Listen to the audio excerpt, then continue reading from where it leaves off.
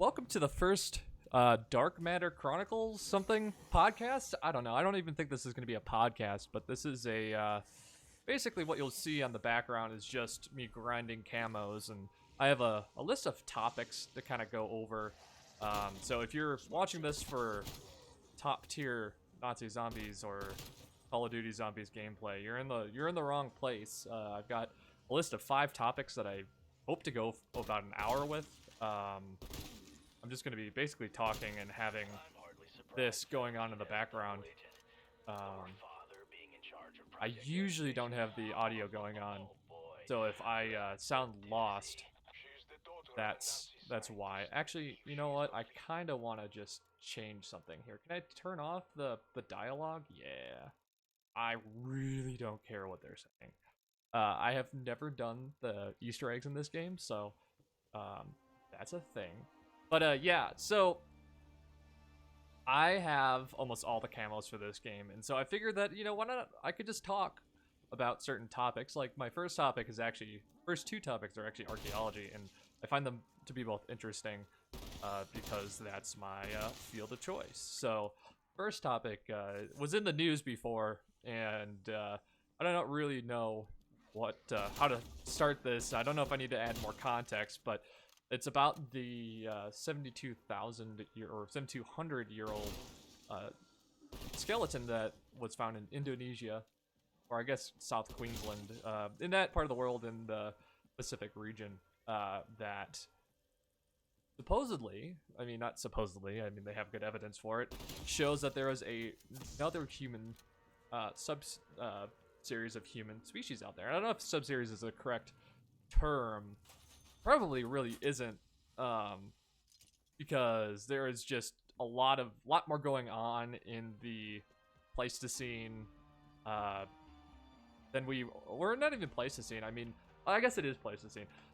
For our human evolution, there's a lot more going on than people thought. Because I mean, back in the day, really, it was Homo sapiens and Neanderthals, and then various other people came along, and you know, we found out about Homo erectus, and we found out that they were like the precursor to both the Homo sapiens being our species right now, that what we are, and then Neanderthals, which is like more classically known as like cavemen. So yeah, and so we thought that was the only 2, and then Neanderthals directly came before us, and then there's a lot of good evidence that suggests that we actually were coexisting and interbreeding with, which suggests then that using the biological species concept, which is not exactly the most, I don't know if you want to say correct or logical or well-founded theory out there. Because you know, sometimes it can be wrong, which is kind of like with all science. You know, it's not a hard and fast rule when it comes to biology with a lot of things. And if I am incorrect in some of these topics that I'm talking about, I'm not exactly an expert in a lot of these subjects. I do have a master's degree in archaeology, so I am somewhat educated in some aspects of these topics, and I spent a lot of my undergrad learning about biological anthropology and biological archaeology and all that. But you know, again, I'm not an expert in any way. I'm more an expert in I guess you would say Peruvian archaeology, pre-ceramic Peruvian archaeology, like Western historical archaeology and prehistoric archaeology of the Great Basin. Not an expert in that. It's just that's where I work primarily. I think I've taken a wrong path here. But anyway, what was I talking about? I don't even remember. Round of 3 already. This is a hard map.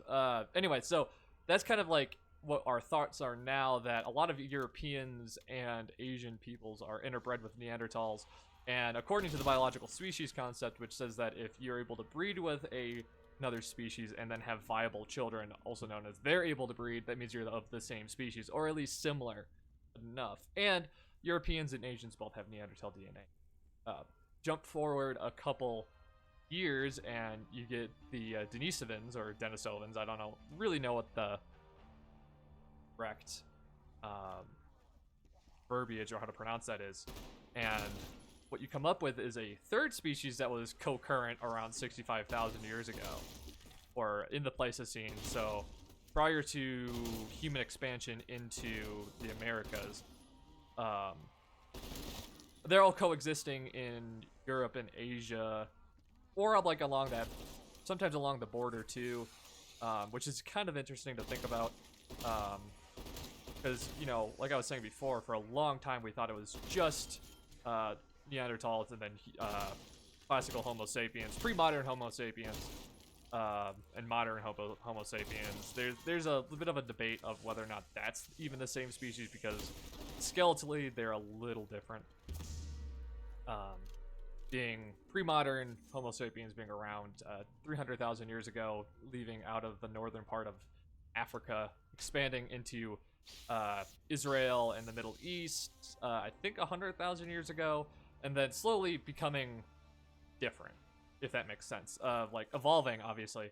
I've taken just the worst path on this. And so, like, it's a bit contentious. Paleoanthropology is a incredible field here. Oh, I really hope I don't die here. Oh, I might die here. Uh-oh. Big uh-ohs. But anyway, so that's kind of like where we were at for... Uh-oh. I had to... That. This is just such a tough map to start off with. I'm sure I'm doing it completely wrong. I also have to get the other Tempest? Tempest, there we go. Trying to get headshots here for the ammo.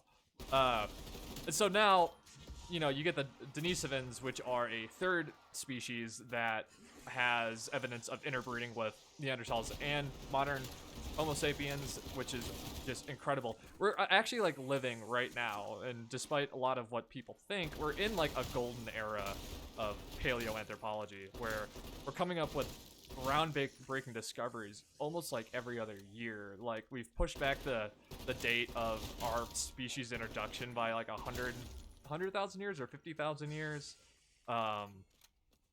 We've you know, discovered a new species almost like it seems like almost every couple years, and that's just interesting to think about within itself. You know, I don't know what that says. I think it just says that how much our technology is improving itself. Am I just taking the worst path here? I must be. Yeah, definitely. Yeah, I spent so much extra money than I needed to. I want to get this guy killed while I still have insta-kill. Yeah, okay. Okay, good. So what this article is suggesting then, this adolescent female skeleton that's 7,200 years old has 2% Denisovan DNA, and has actually another group of people that supposedly colonized that southern Pacific area 65,000 years ago, which is incredible, because now you have, what are we at, 4 separate human species around, kicking around the same time, intermixing with each other, and just creating a cacophony of humanity. And it's incredible because it makes us feel not so alone. However, what happened to them is the big question, and that I think that's what we're going to have to delve into and actually go through as a society and as a species to figure out what happened to these pre-modern peoples, like these other species, and why are we the only one that's currently extant. I don't think personally that it was a violent takeover or we genocided everybody. I mean, it would to be fair, it wouldn't be outside of our character arc to do that. It was more or less probably, I mean, for Neanderthals, right, we know that they were more cold adapted to the European Pleistocene, which was more or less covered in glaciers for a large majority of it. And so they probably, honestly, just didn't survive based on the fact that they were more adapted to an environment that changed due to the melting of the glaciers and all of that. Climate change, and like natural climate change, not anthropogenic climate change like what we're seeing today. And so that's fun. So we bred them into our populations, and it's a weird thing to say bred and breed with when it comes to like humans, because that has a obvious. There's a big problem with that, right? Because then you get into eugenics, and that's not good. Eugenics is the idea of like making pure races and like basically dog breeding humans, and there's obviously a lot of problems with that. Why did I do this? Just to get to, I should have just gone up to the perk machine. I would have saved more money. And so that's cool. And now we have sorry, I just hit my desk. Now we have a fourth human kicking around, and we kind of knew that this was around, but this is more direct evidence because I remember watching a video and reading an article on this, and they were talking about ghost populations in human genomes, that they can see that there's DNA, like parts of a genome that they just didn't know existed, or we didn't know where it was coming from, and it represented a ghost population of where we knew it was there, but we didn't have the evidence for it, because I'm not going to get into the genetics of it, but more or less on your mitochondrial DNA, you can see haplogroups that are only come from your mother's side, and there's certain signatures in there that make each region more or less unique. And so you can use this to trace population movement. You can use this to trace disease, kind of like with Tay-Sachs in the Ashkenazi Jewish populations, and all that. So it's really interesting in that way, and so you're able to see these ghost populations that you don't know where they are. You don't have direct evidence for them, but you know that they're, because there's haplogroups that don't match anybody else. And that makes, you can say, like, infer that these exist. These people being a less pejorative term. So, basically what we have going on now is just, I'm going to die here, probably. Well, I have a monkey, so I should be fine, and it's just can't do anything to that guy yet. This is such a cool little, gotta break my mask. I'm glad that they added a disciple, like another special enemy, because they are somewhat easy to kill, actually. Now we're able just to train. So we have a big cacophony of different humans going on, and interbreeding and all of that, and it's just so fascinating because, like I said before, I'm sorry if this sounds a little disjointed. I drank a lot of coffee this morning, and I did not write a script. I just have notes. That we have like these different groups of human beings that are interacting with each other, but they're all not interacting at the same time. Like we don't yet have a person that's like pre-modern or modern Homo sapien, Neanderthal, Denisovan, and this fourth population that I don't think they gave a name to yet. We don't have that. We do have a mix of three of them, which was I think there's in Denisova or Denisovan cave, where the Denisovan populations were first discovered. We have a Neanderthal. We have a child that's like modern Homo sapien,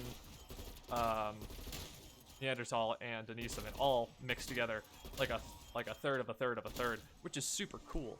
I don't think we have a four part person, and that might just be because it's regionalized. This fourth group might just be exclusive to Asia or the South Pacific, which would be interesting for the colonization of Australia and kind of the South Pacific by what is now Micronesian, Polynesian, and Melanesian people. But that's more of a modern thing. I think, if I remember correctly, Australia wasn't colonized by like human people until, hard saying, I think it's 50,000 years, I think, but I could be incorrect on that. Again, I haven't like studied this stuff in like great detail in a long time. I'm just going off of what I remember from 2018 and 2019 when I was still in graduate school. But again, this stuff changes so quickly that I could actually be just straight up spreading false information or old information. It's not necessarily false, just old. But anyway, so yeah, I mean, paleoanthropology is just amazingly complex, and it's amazingly this in depth with the research that's been going on, and we're really living in a golden era of it. And that's just based on technological advances and how genetics has really sprung up in anthropology. And of course, we could get into the more controversial topics on how it could be used as like a racial theory thing. It might be a topic for a different, episode. But there's I took a really good class called I forget what the exact verbiage was, but it was more or less how racial theory and classifications of human beings by like Blumenbach and Linnaeus all kind of like come into the past of anthropology, and how there's obviously a lot of problems with how we classify human beings. And now that we're getting different species, I'm afraid that there will be people speaking to how, there's subhumans and all that stuff. It's obviously there's some racial problems with that.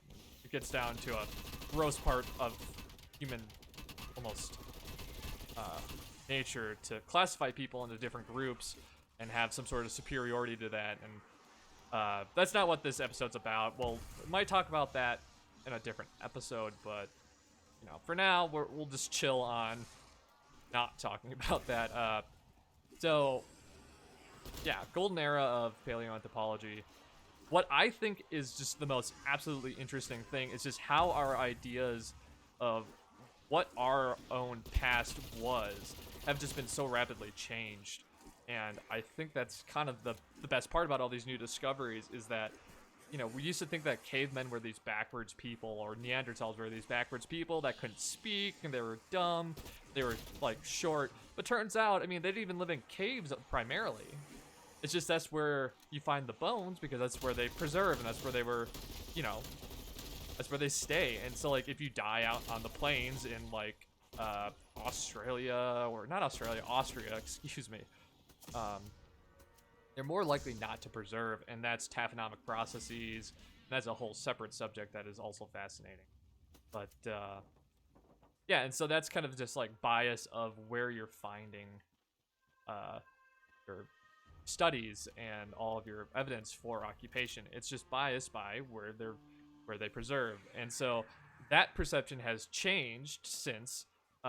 There's some people that still don't think that Neanderthals had culture or they could speak. I think the evidence suggests pretty well that they did, because you have burial practices, and you've got Neanderthal graves with flowers, and they had the same size brains as us. In fact, they were slightly bigger, and brain size does not necessarily determine intelligence. That's not what I'm trying to say, but at a point, if you have somebody that's got the same size cranial case, if not larger than my own, because they had that occipital bun thing going on, you can infer that they more than likely had,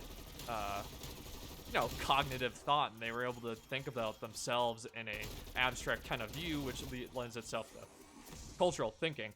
But then again, there's a lot of evidence that suggests also that their throats were actually a lot either somewhat similar or somewhat different. I don't remember what it was, but I remember that there was some studies coming out that were trying to suggest that Neanderthals might have been more guttural noises as opposed to using like plosive and implosive speaking ways of like we do. Like we, use our tongue to, create sounds at the back, the front, and using your teeth and all that. They might have been more like in the throat, which still was speaking, or might have been more hand gestures or something like that. I don't know, but there's a interesting book called Clan of the Cave Bear that was written back in the 1980s, which surprisingly had a lot of...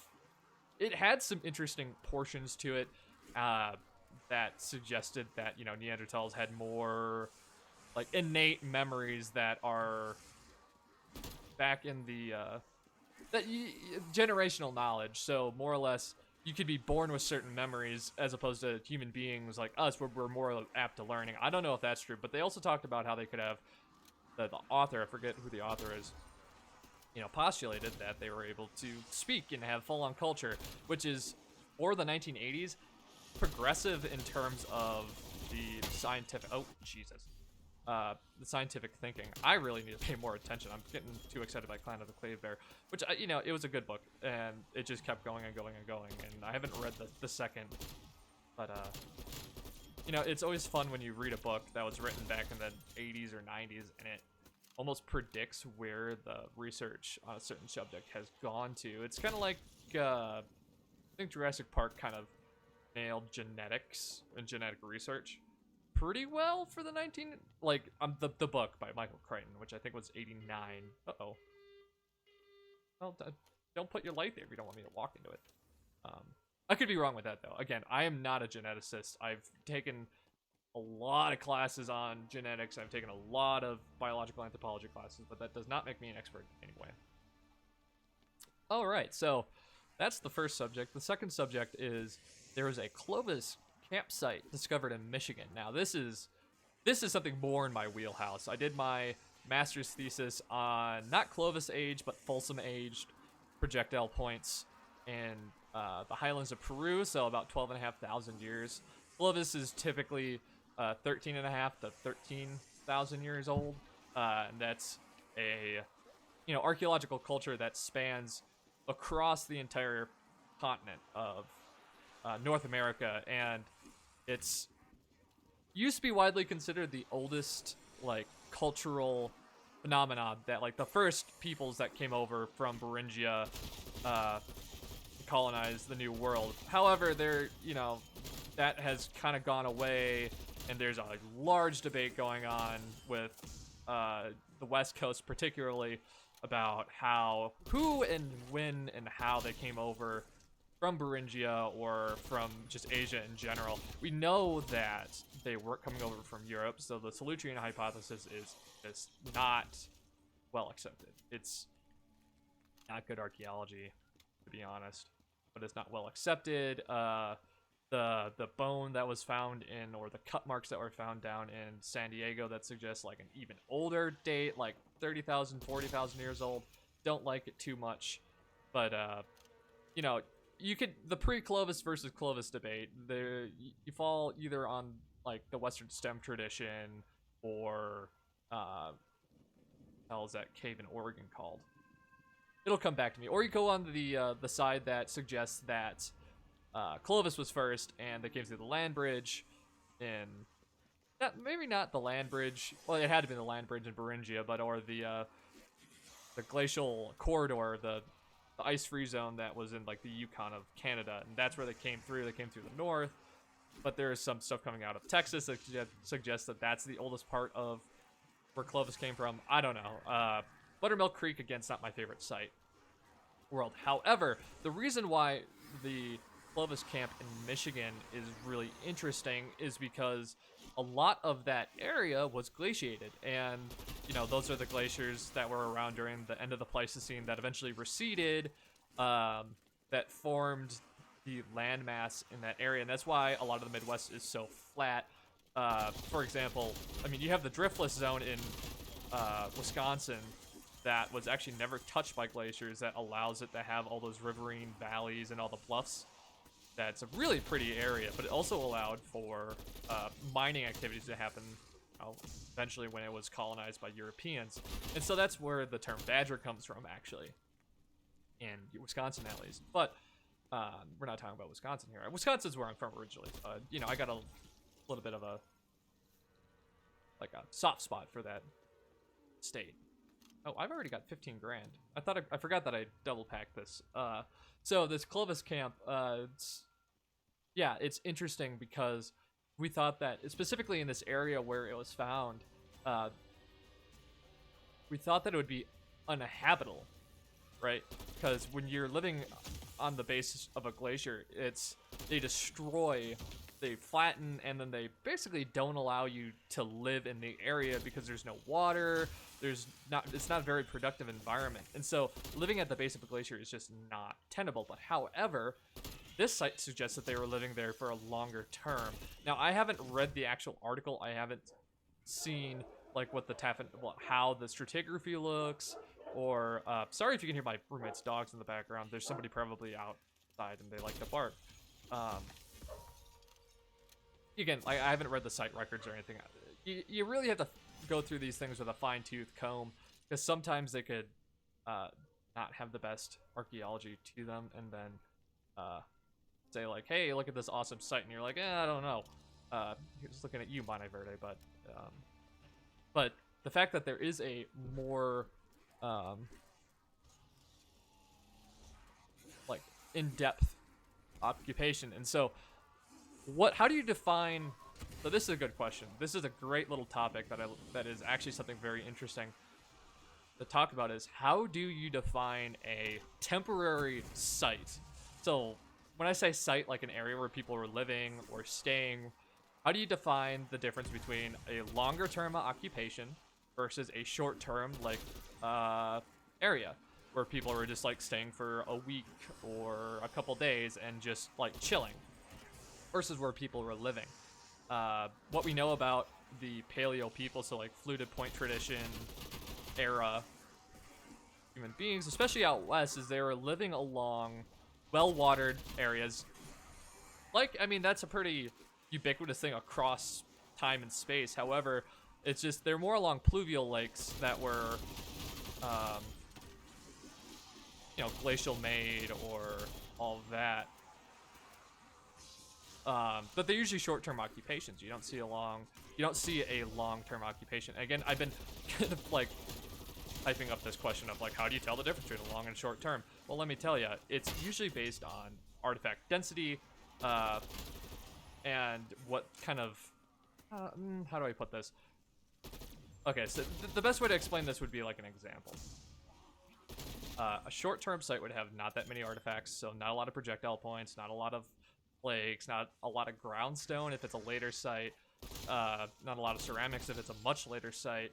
But it would also not have a lot of evidence of processing animals and processing foods, nuts, berries, and all that. So if you find just a shit ton being the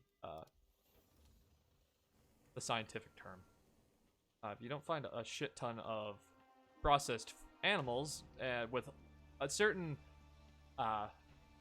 examples out of their skeletons, so the more productive meat areas, you can imagine that if you're going to be processing an animal just for a quick meal, you're not going to take the most dense parts of the animal, so like the legs, the hocks, and the back and all of that. You're just going to take kind of the more quick stuff, cut it up, and then leave it. But if you're taking it to a place where you live, you're going to be taking the harder to process, the longer to work stuff. So they're talking about like the forelimbs and all that stuff, and you're going to use every part of the animal. You're not going to just take the meat. You're going to take the hide. You're going to take the different long bones to use for whatever purposes, depending on your cultural region. And so you'll find that type of stuff.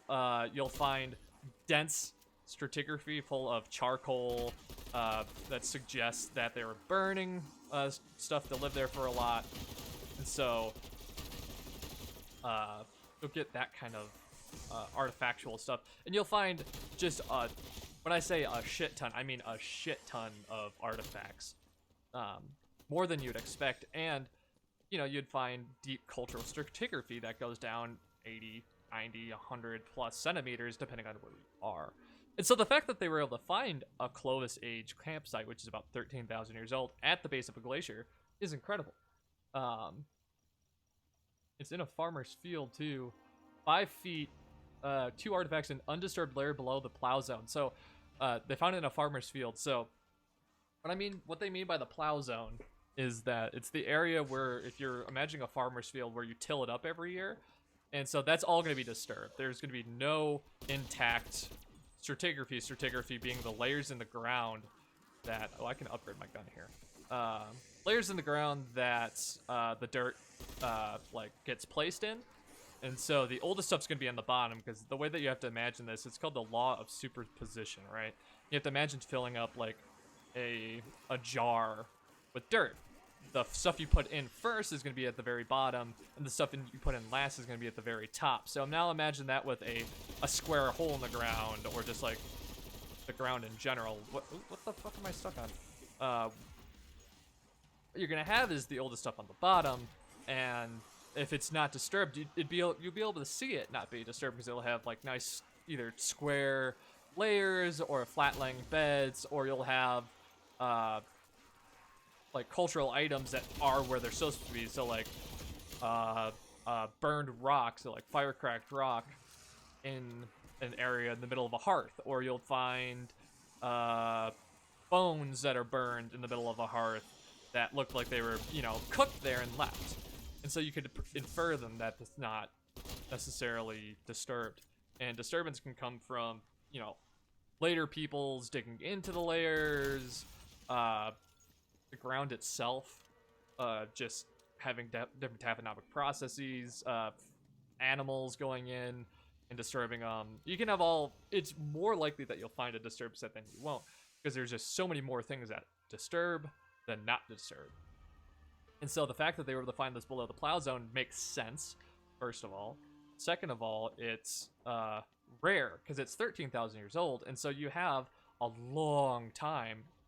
And this thing is just hanging out where I don't want it to hang out. You have a long time. Probably should just Aether Shroud here.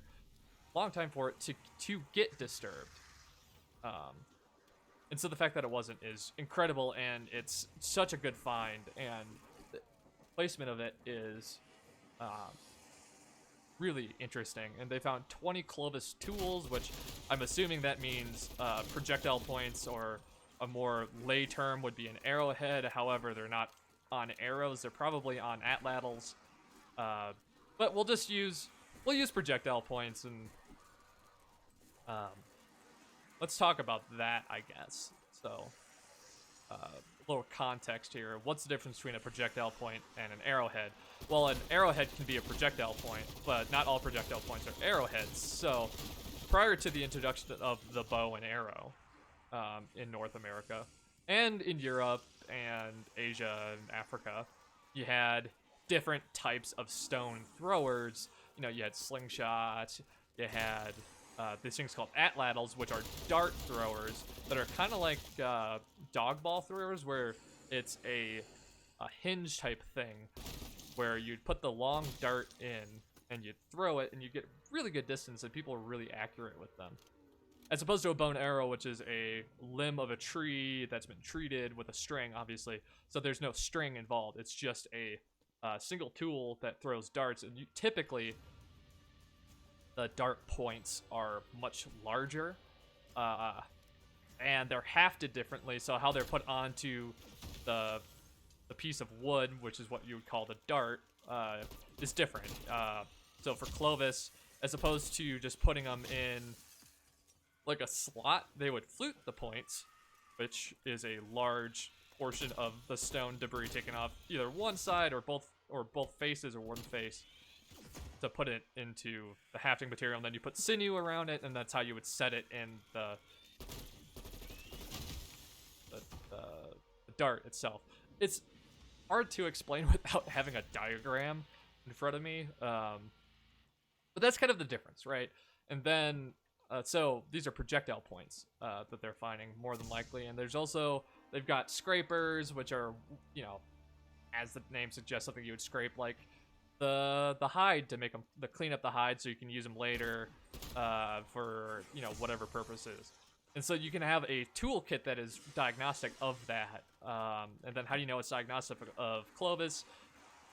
That's a whole other subject. But basically, when you have a certain projectile point that looks a very specific way, you can say that it's this age. So for Clovis, they've got a really deep basal concavity, which is basically like a half U-shaped, or an upside down U shape on the base of it, so on the bottom, that has these flutes. And they're lanceolate, so they're like willow leaf shaped, if you can imagine what a willow leaf looks like. Oh, did I just get a crap ton of frame drops there? I probably did. So you have this willow leaf shaped thing, and they're diagnostic, and then they're found in, undisturbed context next to things that are datable using carbon-14. Again, if y'all want to learn about that, I could talk about that in another episode of this, but it's it's super inside baseball for archaeology. Um, so you have this toolkit, right? So anyway, it started blasting. And so that's kind of how you know how old a site is and all that. But it's just interesting that I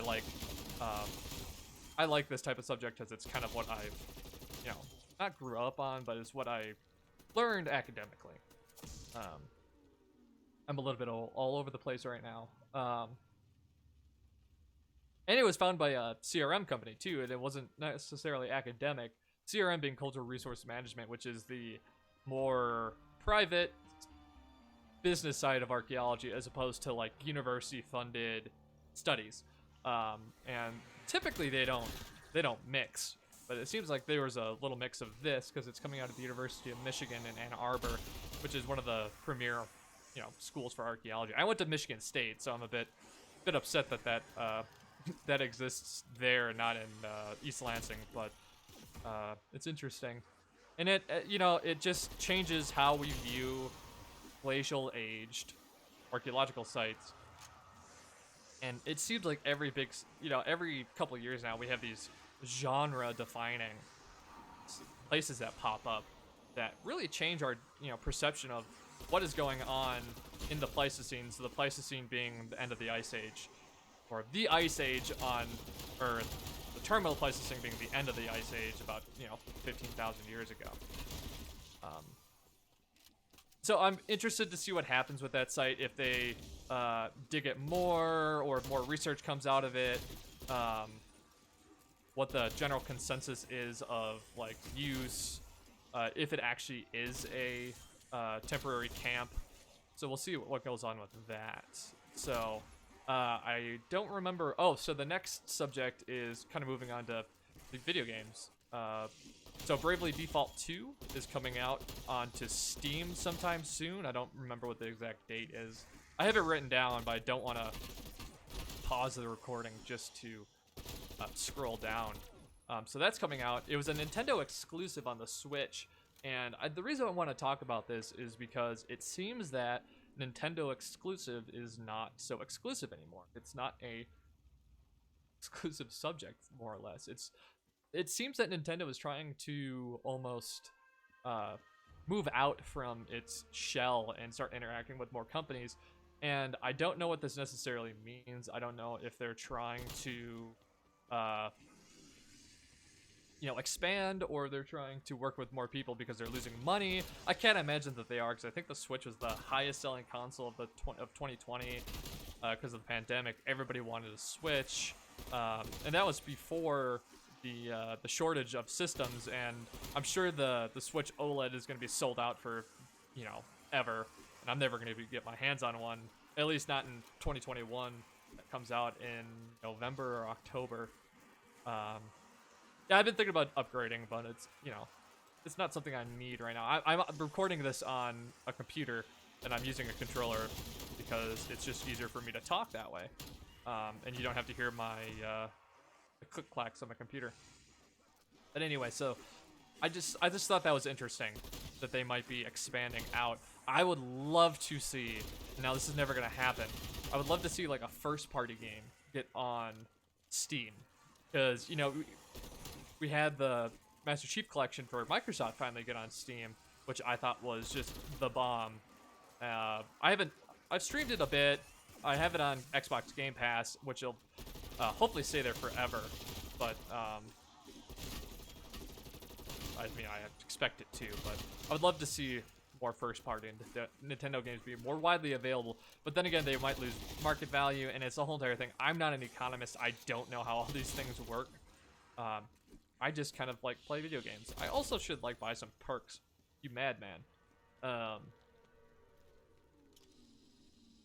So if we get Mario Party, just Mario Party.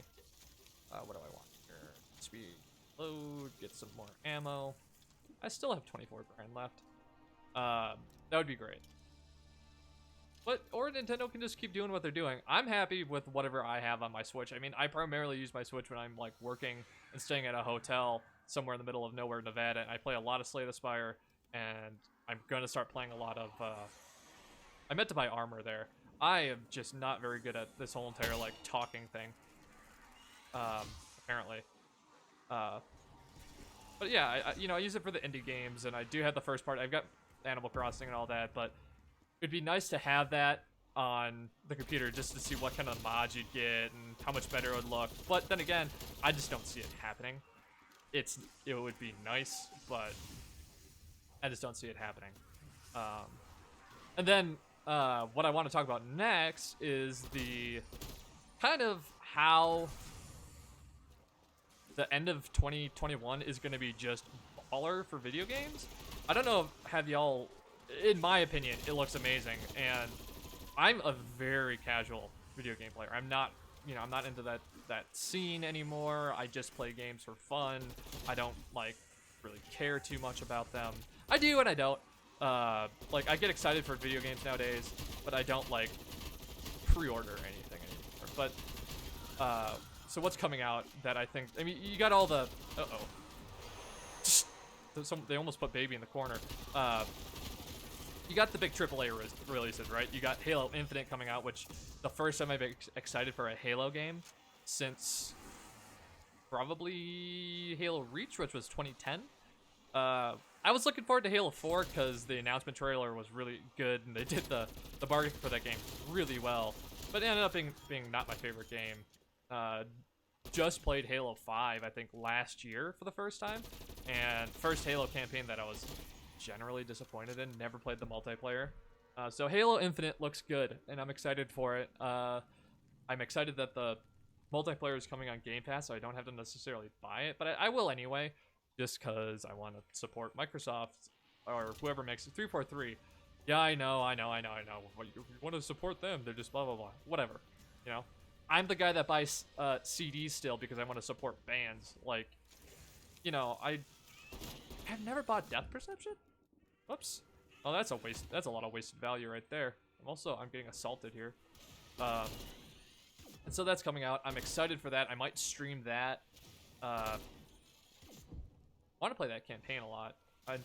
My bet is I haven't read any of the leaks, so don't spoil them for me, please. I try to maintain complete ignorance when it comes out to games I plan on buying. You know, to remain unspoiled is something that my friend Dorkax actually started doing, and I thought that was brilliant. So, like, shout out to you for doing that. You know, it puts the surprise in games still, and I enjoy that aspect of it still. But so that's coming out. A kind of not AAA release, more like a AA plus, or maybe just straight AA. I don't even know if that's a correct term. Is Jurassic World Evolution 2. Coming out. I'm very excited for that. I love Jurassic Park / Jurassic World. Fallen Kingdom I thought was kind of garbage, but other than that, the Jurassic World franchise is fine. Jurassic Park is my favorite movie of all time.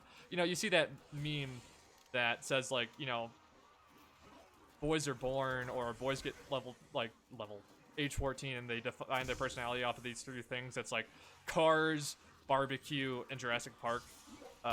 Mine ended up being Jurassic Park, I guess, but it's actually what got me into science in general. Archaeology does not equal dinosaurs, so don't even come at me with that nonsense. But it got me into science, and I do have to, you know, credit that on that level. Ooh, there you go. I can make this legendary now. So I tried playing as many of those franchise games as much, and I love Jurassic World Evolution 1. I thought it was, in terms of like a movie game, it was kind of a movie game, kind of not. I thought it was incredible. I thought it was really well. It was kind of garbage at launch, but most of those games are, and you know, you'll see a lot of vitriol against it. But then again, you have to remember, I'm a heavy casual when it comes to games. So like, when I say I enjoyed a game a lot, that means I played it a lot, and I didn't like look at it critically at all. I just was like, oh, this is fun. I can have, you know, a bunch of Struthiomimus get murdered by a T-Rex, or I could just like unleash hell. Because I played a lot of Jurassic Park Operation Genesis as a kid. I like that one more. Why are you just chilling up there? Get the hell, get out of here. I like that one more than Jurassic World Evolution. I had it for the Xbox, but I thought it was a worthy spiritual successor, right? I thought it was well enough made, and they kept on updating it, and they didn't just like poop it out and then give it updates for 6 months and then stop. They actually kept updating it. They added the Return to Jurassic Park DLC, which I thought was great. They brought some back to the original voice actors. And so I thought it was a really worthy title. And then they're coming out with a sequel, which I was extremely excited for when that got announced. I was very interested in seeing how that's going to be. They're adding more dinosaurs. They're adding a lot of behavior. There's some, I think, beta or alpha footage out there from streamers who got it. So I might do a playthrough of that if my computer can handle it. It should be able to. I just might not be able to record it at like the best, like how it's meant to be played at 4K or whatever. But that'll be a nice, fun thing. And then the next title that I think that I will be buying is the remakes of Pearl and Diamond. I had Pearl, my sister had Diamond. That came out when I was, I think, 12 or 13. That was the last Pokemon game that I actually played before Sword and Shield. Because I went through a point in my life, circa 2008, 2009, that I was like, oh, I'm too old for Pokemon now, that's for kids.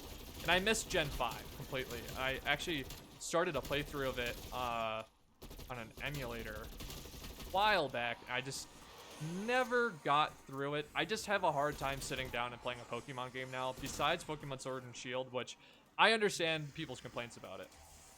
Trust me, I do. I get that it sucks that they didn't have all the Pokemon in there. They only, shipped with 400. It was like kind of not the best generation, but I enjoyed the hell out of it. I really liked it because it was casual, and the older I've gotten, the more casual I have gotten with video games. And so I enjoyed Sword and Shield. I get the problems. I get why people didn't like it. I personally did. And I also understand why people are not excited for the kind of chibi visual style of the remakes, and I can understand the vitriol for that, but it's not going to stop me, really, because I just like Pokemon, and it's something that I played when I was younger. They're, nostalgia, call me a nostalgia bait person as much as you want, because you're right, I am. That's just, and that's okay with me, if you don't want to play it, don't play it. I'm gonna probably not choose Infernape as my starter. I don't know who we'll go for. I think Apollyon is the water. Apollyon is the water starter, or the final evolution of that. I think it's Piplup, maybe? I don't remember. But I usually went with the water or the grass starter. I don't know why. I just never liked Infernape. I usually choose the fire starter, but I didn't. It's just like firefighting doesn't do anything for me. I don't even know if they're firefighting, so if I'm wrong on that, I apologize. But it's just the design of that Pokemon never did it for me. And when I play those games, I don't think like, oh, this is gonna be a really good Pokemon based on like stat A, stat B, stat C, or like passive. I go completely on looks. So like if I think a Pokemon looks lame as hell, I just got invited to a party, which is annoying, but if I think they look lame as hell, I'm just not going to, catch them. And that's, to my detriment, or to my not detriment. And so that's kind of how I decided that. Hate me if you want, but that's just how I play the game. And then they're coming out with Arceus, whatever the fuck the name of the god Pokemon is. That's like open world. One of the starters is going to be Cyndaquil, so your boy's going to get that one, because Pokemon Silver and Gold are, I think their Gen 2 is my favorite. I'm not a Gen 1er. I'm a Gen 2er. I think Gen 2 is my absolute favorite. Remember playing that a lot as a kid. Played a lot of Pokemon Red. But I think definitely Pokemon Gold's my favorite Pokemon game. So I'm excited for that. I get it that it doesn't look good again, and the world looks a bit empty. But at the same time, it's an open world Pokemon game. I'll give it a try. If I don't like it, I won't play it. Now this is gonna be the hot take for the.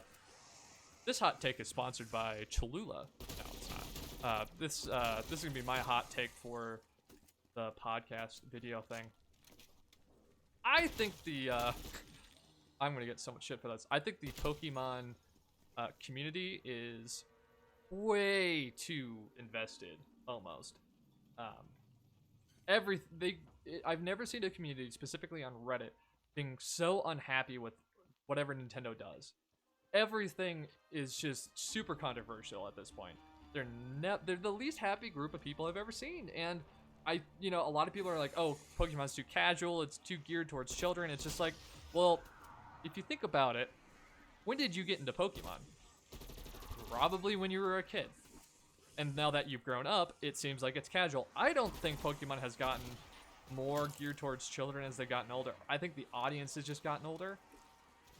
Because, like, the people who started with Pokemon Red, which came out in 1995, so that's 95 or 96, I don't remember. They're probably in their late 20s, mid 20s, or 30s.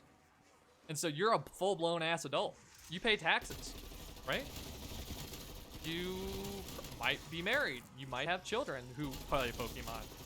And as you go, as you move on through the generations, you get a much younger and younger audience. And granted, yeah, the gameplay formula has changed. They might have gotten less difficult as time goes on. I don't know.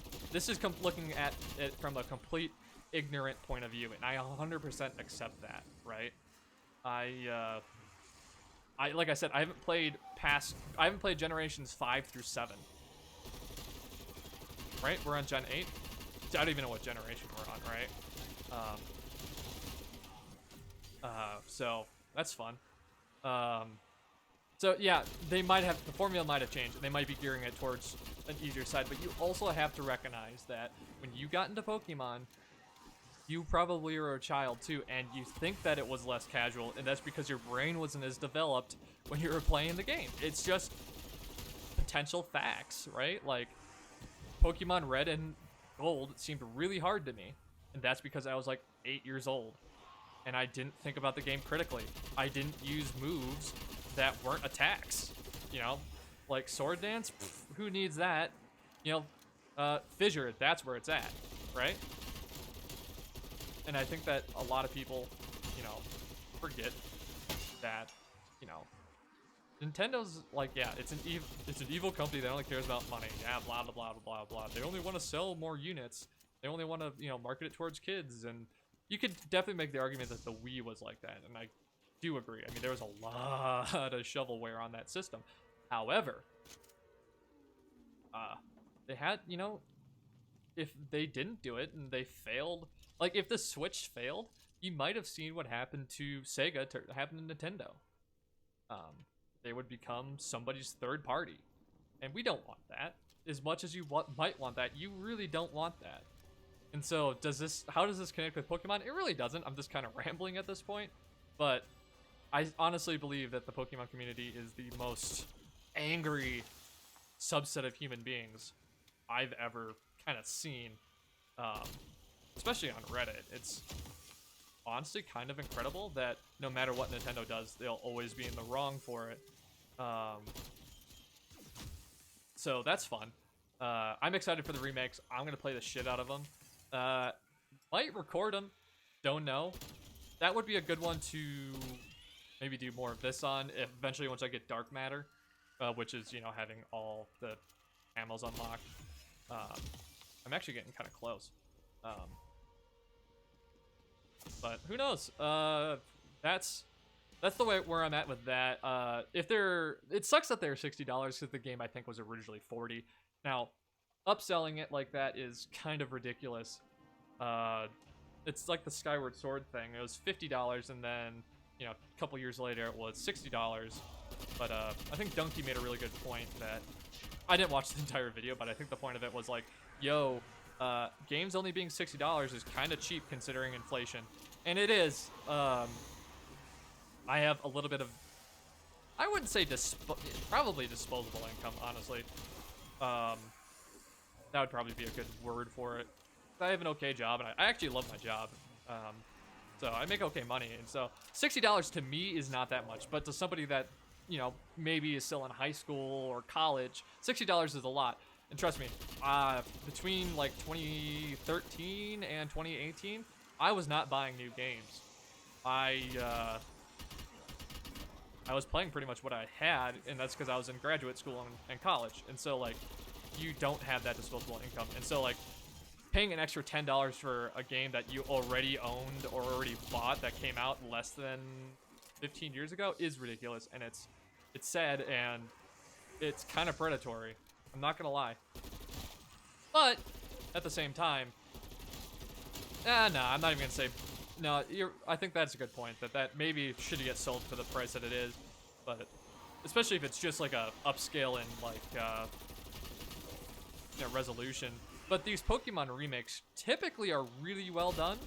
Are they really well done? What was the was it Fire Red, Leaf Green were the Pokemon 1 remake or Generation 1 remakes, along with Let's Go? So that's been remade twice now. Heart Gold and Soul Silver, I think, is like the most sought after Pokemon game, and it sells. Like if you have an original cartridge, they sell for buku bucks. Alpha, Sapphire, and whatever the Ruby one was, where I played that. I did play that. Those were fun. I liked those remakes. They were, it's whatever. I think they were on the 3DS, and I didn't get into the 3DS until recently. So I actually just played through those since 2019, I think. And I like those remakes. So I'm confident that the Gen 4 remake will be good. And I'm wondering, 2,500 kills. Probably should exfil, eh? Oh, you know what? I've never exfilled on this map before.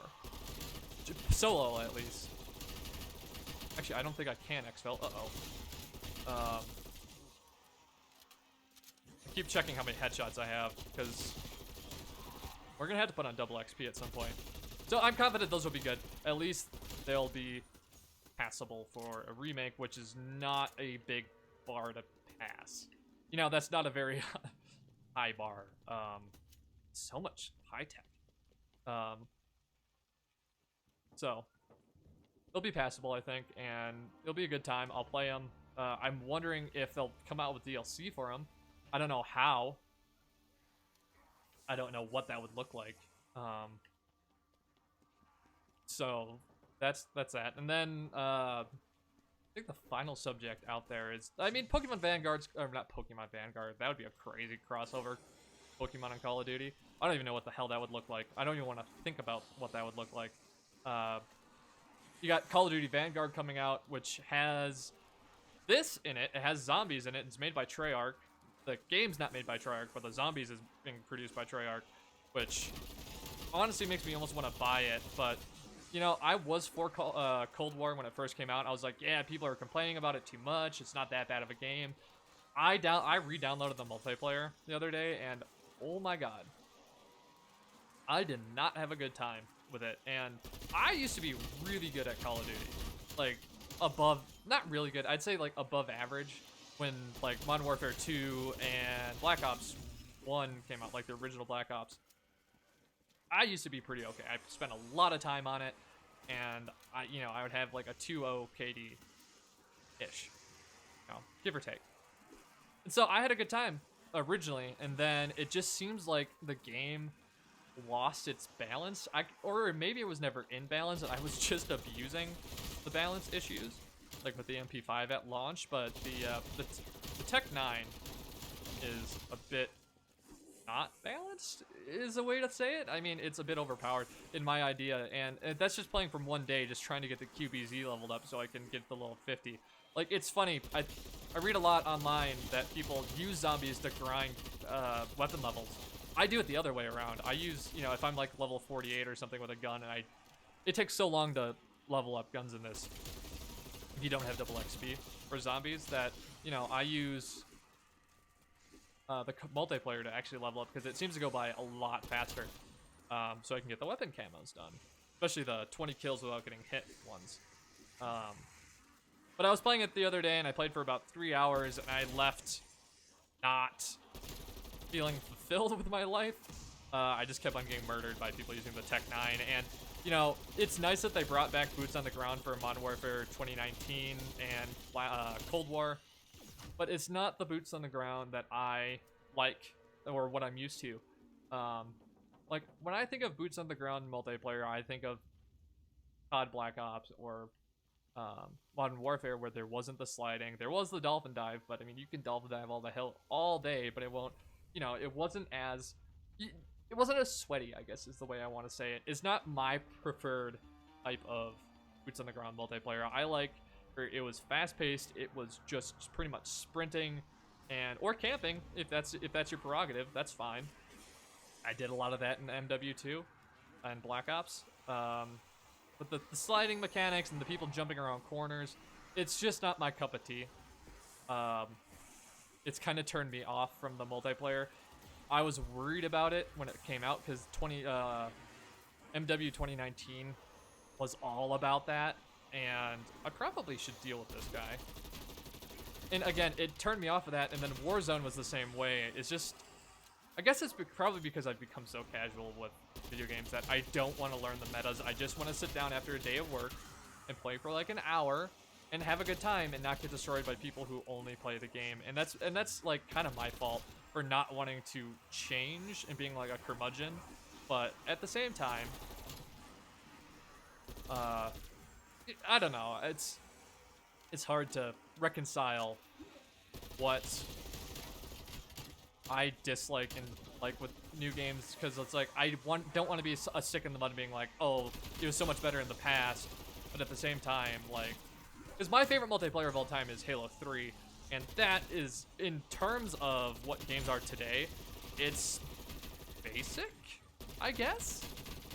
Maybe basic's not the right term for it, but it's not as in depth as more complex, I guess.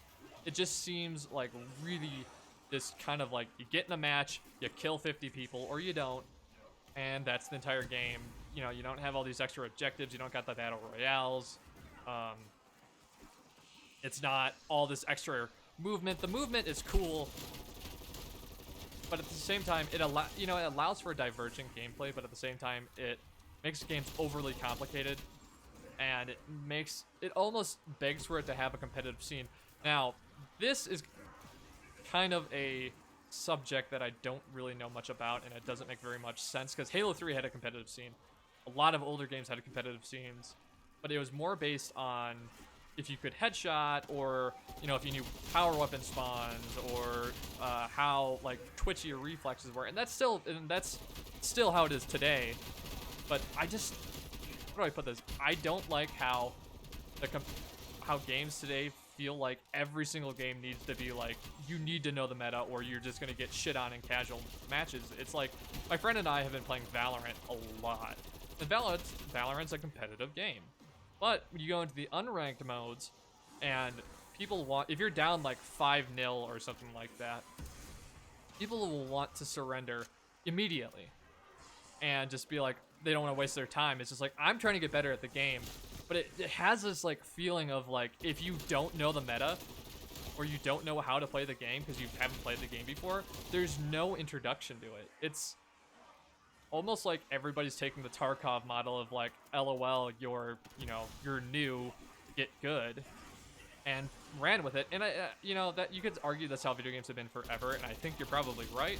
But I'm just starting to be on the other side of that now, because back in the day I was just like, LOL, get good. And it kind of sucks, like, when you ask for advice and someone's just like, well, just get good, it's not helpful. In a way. Hey, okay, now I can actually buy the weapon mods. I don't do it because it sometimes takes away headshots and annoys the shit out of me. But it just seems like every single game has to be overly competitive now. And I think that's why I like Stardew Valley so much, is because it's not competitive. But then again, if you like watch a streamer that's bigger, they'll always have the people that are trying to backseat, and they'll saying like, you need to be more efficient, you need to do this, like, why are you planting watermelons? And it's like, or I guess for spring, the most efficient is like, if you get I think the most efficient if you have a greenhouse is either blueberries or strawberries, and they're like, why are you planting watermelons? And you're just like, well, I just kind of like watermelons. And then they'll just be like, well, this is literally unwatchable. It's just like, well, that's kind of your problem, I guess. Yeah, it's or like roguelikes. Like I watch people play Slay the Spire somewhat often, and you look at the comments, be like, people are like, I literally cringed to death when you took, you know, dramatic entrance as opposed to, I don't know, Mind Blast. Like, okay, sure, it's hard to watch somebody make obvious mistakes, but at the same time, like, did you really cringe to death? And do people have to play perfectly or unless it's unwatchable? It's like, then don't watch. We're all humans, right? Unless you're an AI. Like, YouTube has made an AI that, like, just shits on people's, like, video game skills in the comments. That would be terrifying. That would be awful. Google would want to become our overlords. Oh my god, I have 82 unread text messages. That's just not cool. Why do I have 82 unread text messages? And so yeah, that's kind of what it is, and we're kind of starting to wrap up here. I'm gonna try to extract at level 36. So, ooh, I need to buy. I need to probably get Shatter Blast on this for the last couple levels. XM4, not my favorite. It only does 12,000 damage. Well, I don't have the best barrel for it, so we might get it to like 13.5 or something like that. But it's not my favorite gun. But we're gonna try to extract at 36. But yeah, that's kind of all I have to say about that, really. I guess the final subject would be, I was thinking about thinking about buying Pokemon cards and opening them up on stream or on YouTube. Trying to start collecting that, but because I have so much disposable income, I really don't. But I used to collect those as a child, and I've been watching them. I watch Ray Narvaez, Brown Man from Achievement Hunter originally, open them up on stream a lot. And it just looks fun, and collecting them, putting on top loaders, not selling them. Maybe if I got $1,000 card, might sell it. But that might be a fun thing to do. Well, but like I get a new box because I know that either on the 27th or the 28th of August, the Western release of Evolving Skies came out, which is the newest set for Pokemon cards that came out. And I was, there's a couple card shops in the city I live next to that have a pretty good supply, and it's not the biggest city in the world, so I might have a chance to get boxes. It might be something I want to do. I kind of would have to gauge. It's just so hard because I don't want to put the money into it and not get any views. I mean, then again, I wouldn't be doing it just for the views, right? I would be doing it for my own enjoyment, which I think is the better way of going about it. But, I was thinking about that, but then again, I don't know where I would store them, and I also don't want to get judged by my roommates. So that's a thing I have to think about. I might record that. I don't know where the hell I would store it, because I'm kind of renting a room in the house I live. It doesn't exactly have the most room in it. Look. Ooh, excuse me. I drank a lot of coffee this morning, so it's giving me burps. Probably should go get some armor. Okay, so we're almost done here. If you're gonna watch this, and all three of people that might, if you want to give me some feedback on that, let me know. Uh-oh. Ah! Knew that would happen eventually. I want to get turned on this to see if it'll ever...